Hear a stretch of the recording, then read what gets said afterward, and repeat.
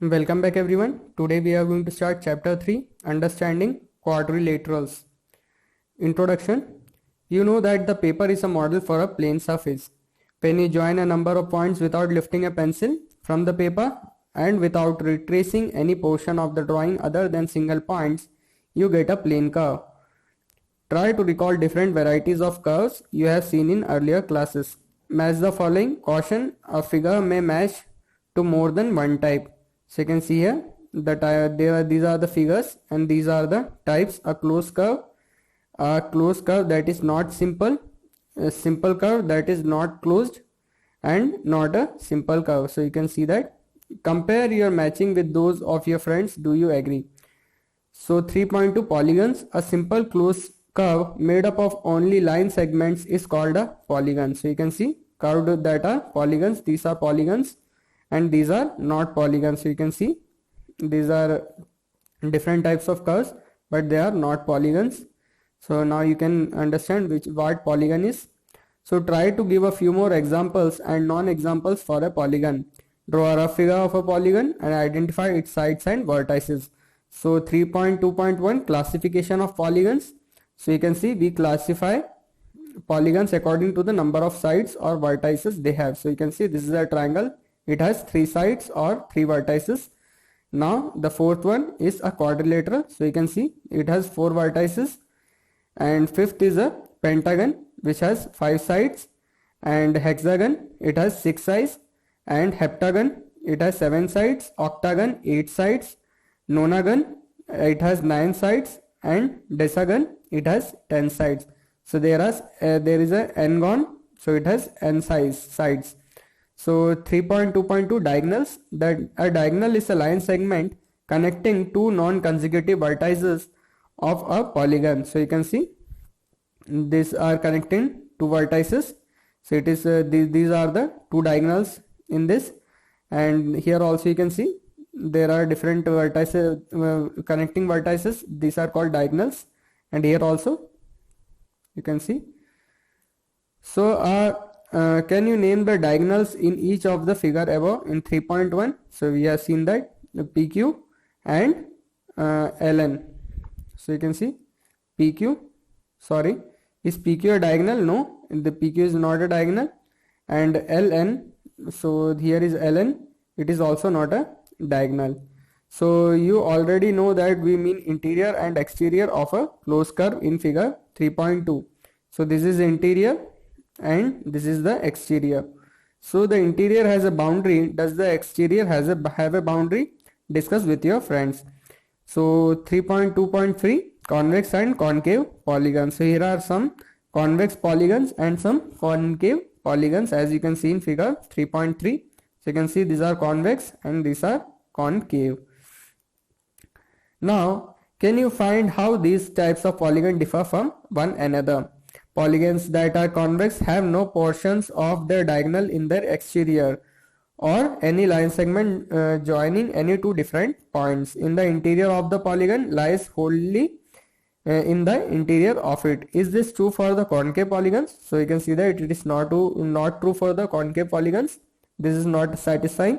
Study the figures given, then try to describe in your own words what we mean by a convex polygon and what we mean by the concave polygon.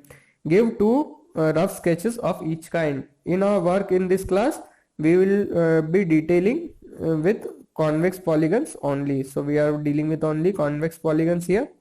So regular and irregular polygons. A regular polygon is both equiangular and equilateral. For example, a square has sides of equal length and angles of equal measure. So we all know that, hence it is a regular polygon. A rectangle is equiangular but not equilateral. It is a rectangle. A regular polygon is a equilateral triangle, a regular polygon. Why? So you can see here, this is a equilateral triangle, this is a square. So you can see this is a rectangle and this is a right angle triangle. So we can see that. So these are the regular polygons and these are polygons that are not regular. So here the examples are given. So note the use of this double line and single So indicate segment of equal length. So this indicate the segment of equal length. This and this is equal. So this is indicated here. So here also you can see these two are equal in length. So in the previous classes, have you come across any equilateral that is any quadrilateral that is equilateral but not equiangular? Recall the quadrilateral shapes you saw in the earlier classes: rectangle, square, rhombus, etc. Is there a triangle that is equilateral but not equiangular? So now you can see angle sum property. So here it is important, angle sum property. Do you remember the angle sum property of a triangle? The sum of the measure of the three angles of a triangle is 180 degrees. So we all know that. Recall the method by which we try to visualize this fact. We shall now extend this idea into a quadrilateral. So here is a do this section. Take a quadrilateral, say ABCD, as you can see in figure 3.4. Divide it into true triangle. So they have divided it into true triangle by drawing a diagonal. So you can see this is a diagonal AC. You get 6 angles, 1 2 3 4 5 and 6. So you can see different angles numbered as 1 2 3 4 and so on. Use the angle sum property of the triangle and argue how the sum of measure of angle A, angle B and angle C and angle D amounts to 180 plus 180, that is 360. So take 4 congruent cardboard copies of any quadrilateral ABCD with angles as shown in figure 3.51. So you can see here. Arrange the copies as shown in the figure where angle 1, 2, 3 and 4 meet at the point. So you can see in the figure 3.5. So you can see they are meeting at a point. For doing this, you may have to turn and match appropriate corners so that they fit. So what can you say about the sum of the angle 1, 2, 3 and 4? Note, we denote the angle by angle 1, angle 2, angle 3, etc. and their respective measures as ML, angle 1, M angle 2, M angle 3, etc. The sum of the measure of 4 angles of equilateral triangle is, so you arrive at this conclusion, is several, result is several other way also. So as before, consider quadrilateral ABCD as in figure 3.6. Let P be any point in its interior. Join P to vertices A, B, C and D. In the figure, consider triangle PAB. From this we see x is equal to 180 minus angle M, measure of angle 2 minus measure of angle 3. Similarly, from angle PBC, angle y is equal to 180 minus measure of angle 4 minus measure of angle 5. From triangle PCB, z is equal to 180 minus measure of angle 6 minus measure of angle 7. And from triangle PDA, w is equal to 180 degree minus m8 minus m angle 1. Use this to find the total measure angle 1, measure of angle 1 plus measure of angle 2 plus measure of angle 3 to measure of angle 8. Does it help you to arrive at the result? Remember, angle x plus angle y plus angle z plus angle w is equal to 360 degree. These quadrilaterals were convex. What would happen if the quadrilaterals are not convex? Consider quadrilateral ABCD, split it into two triangles and find the sum of the interior angles as in figure 3.7. So here is an exercise 3.1. You can do that, and if you have any doubt in this exercise, you can ask it in the comment section below. So now sum of the measure of the exterior angles of a polygon. So we are now measuring the exterior angles of the polygon. On many occasions, knowledge of exterior angles may throw light on the nature of interior angle and its sides. Do this section is here. So draw a polygon on the floor using a piece of chalk. In this figure, a pentagon ABCDE is shown as in figure 3.8. So you can see 3.8 figure. We want to know the total measure of the angles, that is the measure of angle 1 to till measure of angle 5. Start at A, back along AB. On reaching B, you need to turn through an angle of measurement A1, angle 1, to walk along BC. When you reach at C, you need to turn through an angle of measure to walk along CD. You know, you continue to move in this manner until you return to the side AB. What would be, you have in fact made one complete turn. Therefore, measurement of angle 1 plus measurement of angle 2 plus measurement of angle 3 plus measurement of angle 4 plus measurement of angle 5 is equal to 360 degree. This is to whether to be the number of sides of the polygon. Therefore, the sum of the measure of the exterior angles of any polygon is 360 degrees. So you can note that this is important. So figure example 1, find measure of x in figure 3.9. So you have to find the measure of the exterior angle x. So x plus 90 plus 50 plus 110 is equal to 360 degrees. So we all know the sum of measure of all exterior angle of a polygon is 360 degree. So simply we added this. So we got 250, x plus 250 is equal to 360. So 250 is transposed here. So x is equal to 110 degree. So here is a try this section. So you can try that. Example number 2, find the number of sides of regular polygon whose each exterior angle has a measure of 45 degree. So solution is the total measure of all exterior angle is 360. We know that measure of each exterior angle is 45 degree. Therefore, the number of exterior angles is equal to 360 upon 45, that is equal to 8. Therefore, the polygon has 8 sides. Therefore, it is a octagon. Now, we'll study the kinds of quadrilateral. Based on the nature of the side or angle of quadrilateral, it gets a special name. So here is a trapezium. Trapezium is a quadrilateral with pair of parallel sides. So we know that trapezium is a quadrilateral with pair of parallel sides. So you can see these are trapeziums and these are not trapezium. So you can see these are not considered as a trapezium. Study the above figures and discuss with your friends why some of these are trapezium while some are not. Note that the arrow mark indicate the parallel lines. So you can see the arrow marks are indicated by the parallel lines. So here is a kite. Kite is a special type of quadrilateral that sides with the same marking in each figure are equal. So you can see, for example, AB is equal to AD and BC is equal to CD. These are kites and these are not kites. Now study these figures and try to describe what a kite is. Observe that a kite has 4 sides. It is a quadrilateral. There are exactly 2 distinct consecutive pairs of sides of equal length. So you can see here these are equal and these are also equal. Check whether whether a square is a kite. So here is also do this section. So you have to take a thick white sheet, fold the paper once, draw 2 line segments of different length as in figure, you can see in figure 3.12. Cut along the line segment and open up. You have the shape of a kite. So you can see in the figure 3.13. Has the kite any line symmetry? Fold both the diagonals of the kite. Use the set square to check if the cut are of right angles. Are the diagonals equal in length? So verify by folding by paper folding or measurement if the diagonal bisects each other. By folding an angle of the kite on its opposite, check for angle of equal measure. So observe the diagonal folds. Do they indicate any diagonal being an angle bisector? Share your findings with your other friends and list them. A summary of these results are given elsewhere in the chapter for your reference. 3.4.3 Parallelogram. A parallelogram is a quadrilateral.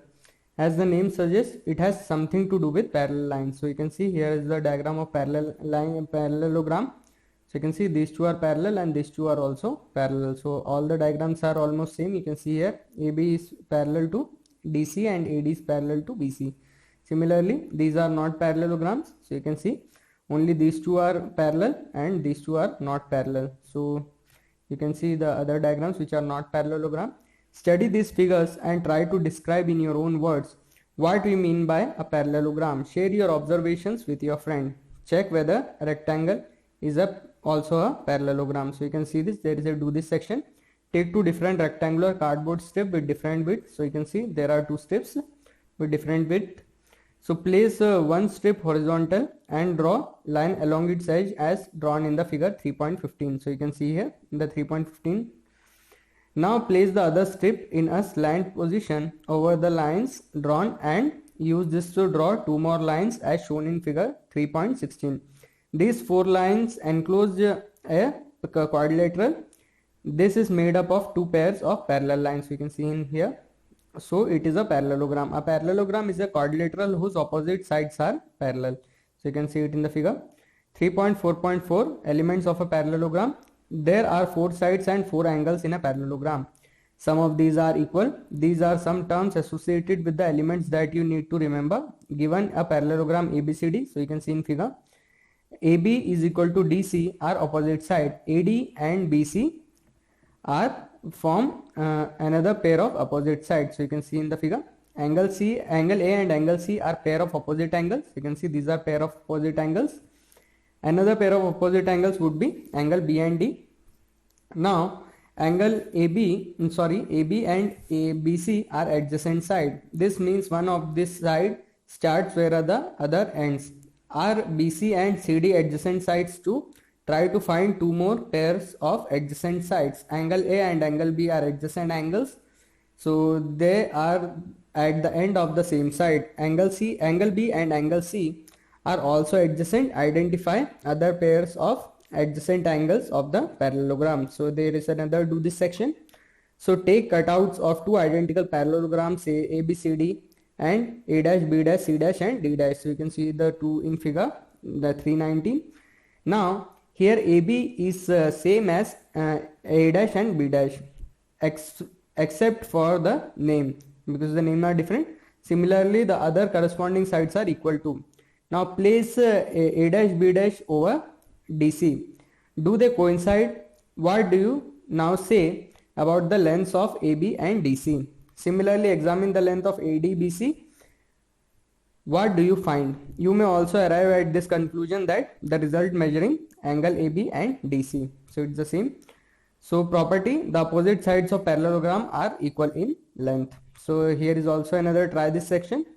Take 2 identical set squares with angle 30, angle 60 degree and 90 degree and place them adjacently to form a parallelogram as shown in figure 3.20. Does this help you to verify the above property? So you see in the figure. You can further strengthen this idea through a logical argument also. Consider a parallelogram ABCD as in figure 3.21. Draw any one diagonal, say AC. So they have drawn a diagonal AC in this parallelogram. So looking at the angle 1 is equal to angle 2. So you can see angle 1 and angle 2 are equal, and angle 3 and angle 4 are also equal.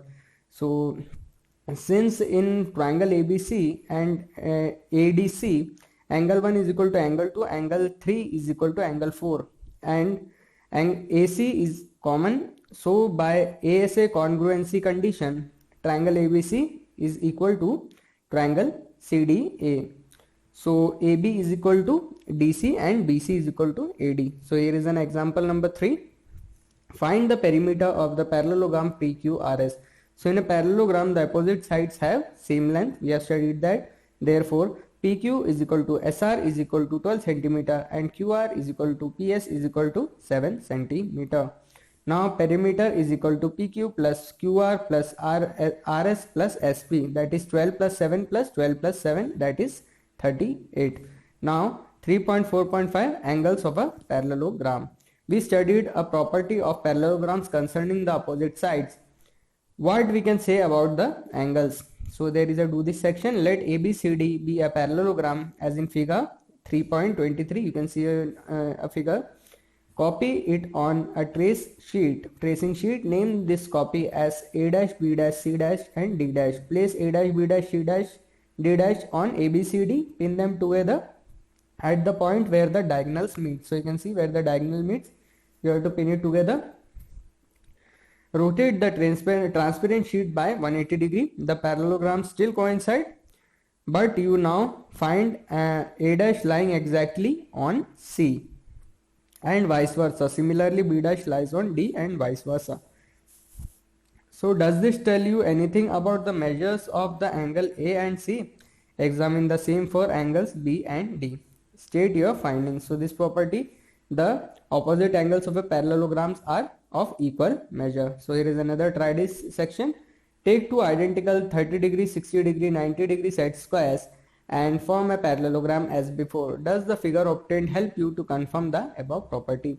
You can further justify this idea through logical arguments. If AC and BD are the diagonals of the parallelogram, figure 3.24 4, you find that. So angle 1 is equal to angle 2 and angle 3 is equal to angle 4. So you can see here. Now, studying triangle ABC and triangle ADC, figure 3.25 separately, you will help you to see that by ASA congruency condition. So you can see here triangle ABC is equal to triangle CDA. So this shows that angle B and angle D have same measure. So angle B and angle D have same measure. And in this same way, you can get measure of angle A is equal to measure of angle C. So alternatively, angle 1 is equal to angle 2, angle 3 is equal to angle 4. We have measure of angle A is equal to 1, angle 1 plus angle 4 is equal to angle 2 plus angle 3 C, measure of angle C. So example number 4 in figure 3.26, BEST is a parallelogram. Find the values of x, y and z. Simply you have to find the value of x, y, z.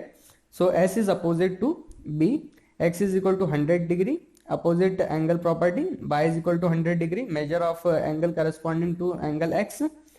Now z is equal to 80 degree. Since angle y, angle z is a linear pair.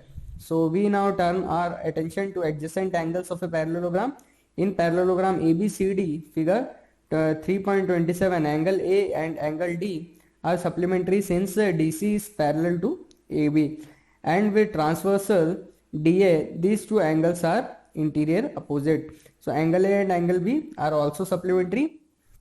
Can you say why? AD is parallel to BC and BA is transversal, making A and B interior opposite. Identify two more pairs of supplementary angles from the figure. So property, the adjacent angles in a parallelogram are supplementary. So here is an example number 5 in a parallelogram RING as in figure 3.28. If measurement of angle R is equal to 70 degree, find all the other angles. So we have to find all other angles in this parallelogram. Given M angle R is equal to 70, therefore M angle N is equal to 70 degree. Because angle R and angle N are opposite angles of a parallelogram, since angle R and angle I are supplementary, measure of angle I is equal to 180 degree minus 70, that is 110. Measure of angle G is equal to 110 since angle G is opposite to angle I. So measure of angle R is equal to measure of angle N is equal to 70, and measure of angle I and measure of angle G is equal to 110. So this was very simple example. So here is a think and discuss section. After showing measurement of R and measurement of N is equal to 70 degree, can you find M, I and measurement angle G by any other method? Now 3.4.6, diagonals of a parallelogram. The diagonals of a parallelogram in general are not of equal length. So did you check this in your earlier activity? However, the diagonals of a parallelogram have an interesting property. So here is the do this section. Take a cutout of parallelogram, say ABCD in figure 3.29. Let its diagonal AC and DB meet at O. So now find the midpoint of AC by a fold placing C on A is the midpoint same as O. Does this shows that the diagonal DB bisects the diagonal AC at the point O? Discuss it with your friends. Repeat the activity to find where the midpoint of BD actually could lie. So property, the diagonals of a parallelogram bisect each other at the point of their intersection. Of course, to argue and justify this property is not very difficult. From figure 3.30, applying ASA's criterion, it is easy to see that triangle AOB is equal to triangle COD. How is ASA used here? So you can see here, this gives AO is equal to CO and BO is equal to DO. Example number 6, in figure 3.31, HELP is a parallelogram, length are in centimeter. Therefore, given that OE is equal to 4 and HL is equal to 5. So OE is equal to 4 and HL is equal to 5 is given more than PE. Find OH. Solution is, if OE is equal to 4, then OP is also 4. P is equal to 8, HL is equal to 8 plus 5, that is 13. OH is equal to 1 by 2 of 13, that is 6.5 centimeters. So it is an exercise number 3.3. You can solve this. If you have any doubt in this section, you can ask it in the comment box. So some special parallelograms. So here is a rhombus. We obtain rhombus B, which we will see in parallelogram, a special case of kite which is not a parallelogram. So recall the paper cut kite you made earlier. So you have seen the above. When you cut along ABC and open up, you got a kite. So here length AB and BC were different. If you draw AB is equal to BC, then the kite you obtain is called a rhombus. Note that the side of rhombus are all of same length. This is not the case with the kite. A rhombus is a quadrilateral with side of equal length. Since the opposite side of a rhombus have the same length, it is also parallelogram. So a rhombus has all the properties of a parallelogram and also that of a kite. Now try to list them out. You can then verify your list with the checklist summarized in the book elsewhere. So you see a kite and a rhombus in the figure. The most useful property of a rhombus is that of its diagonal. So the diagonals of a rhombus are perpendicular bisector of one another.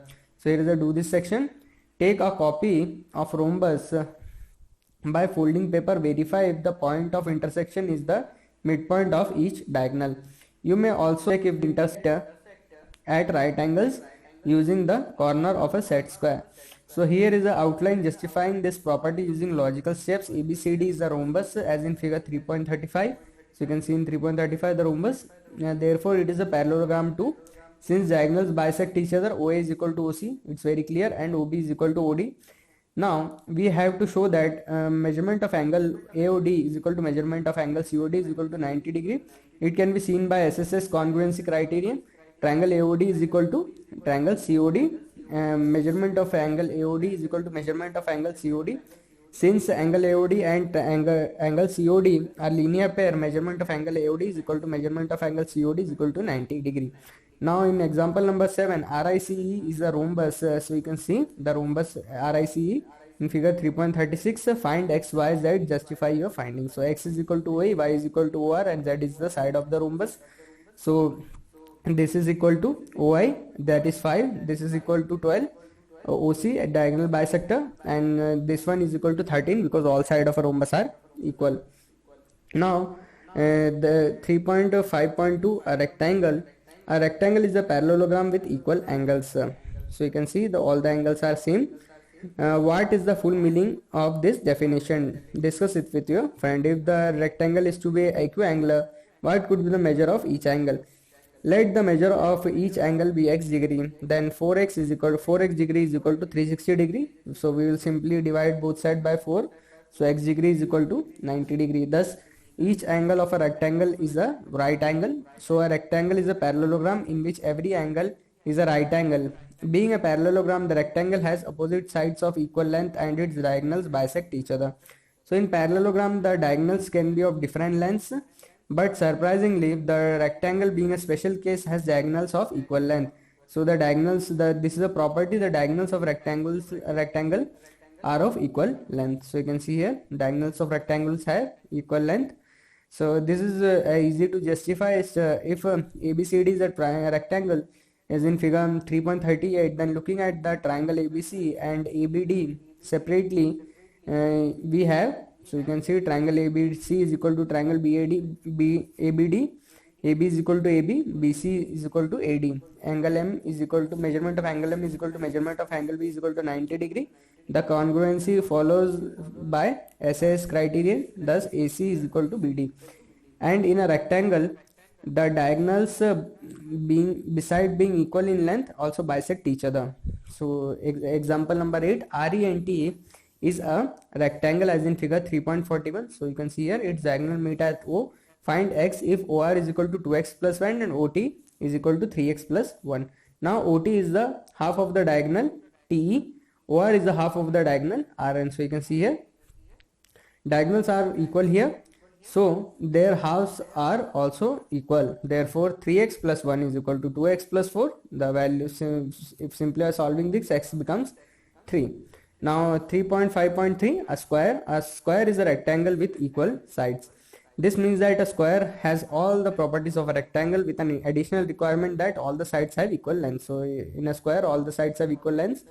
The square, like the rectangle, has diagonals of equal length. In a rectangle, there is no requirement for the diagonals to be perpendicular to one another.